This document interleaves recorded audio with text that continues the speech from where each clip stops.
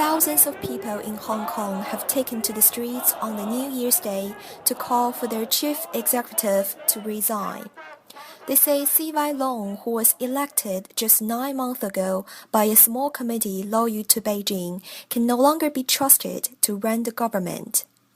They see him as a puppet for China's central government. Also last September, there was similar anger towards Beijing. Students protested against the government's plan to introduce Chinese patriotism classes in Hong Kong.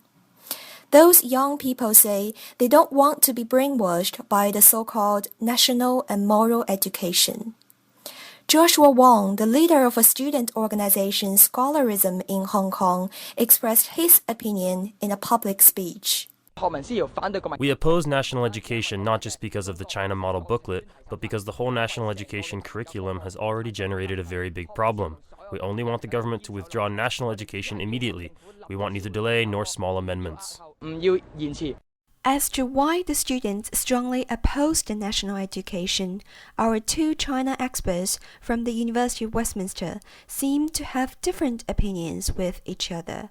Dr. Wang Cangbai, a Chinese scholar who used to work in Hong Kong, tells what he thinks about the student demonstration. They're grown up in Hong Kong, unlike their parents. Most of them are immigrants from mainland China at a younger age.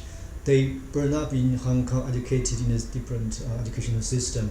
So I think they try to have stronger, compared with the first generation, a stronger pursuit for their own identity. And I think it's also about the way that this kind of reform of curriculum is introduced in Hong Kong. In Hong Kong, there isn't standard textbook. Each school select their own textbooks. There's just a guidance from the Bureau of Education, general curriculum. So if you force them to adopt one type of standardized textbook, I think they don't agree the way you do it. Unlike Dr. Wang, who was educated in mainland China, Professor Harriet Evans, who had been studying in Beijing for only a couple of years, has a rather stronger view. No ordinary young Hong Kong person wants to be brainwashed in their terms by a political system and a cultural system that they feel is not theirs. And if they have looked at the kind of education that often occurs in Chinese schools, national and moral education, I imagine that there are many, many young Hong Kong people who simply would not choose that for themselves. They see it as having little relationship to their own lives. The New Year's Day protest, the student demonstration, these types of anti-government sentiments are becoming more frequent in the recent years, and they are a worry to Beijing.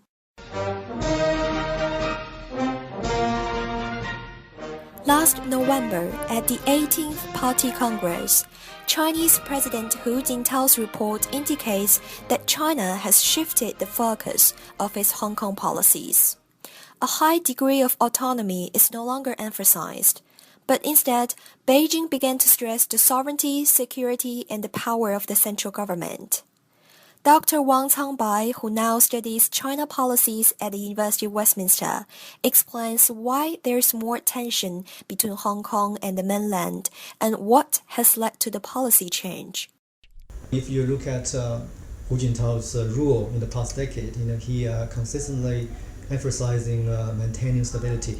Hong Kong, as in the case, testing really the ability, the legitimacy of CCP in continuing to rule the country as a ruling party. So it's not only about Hong Kong, it's about the whole project of national unification.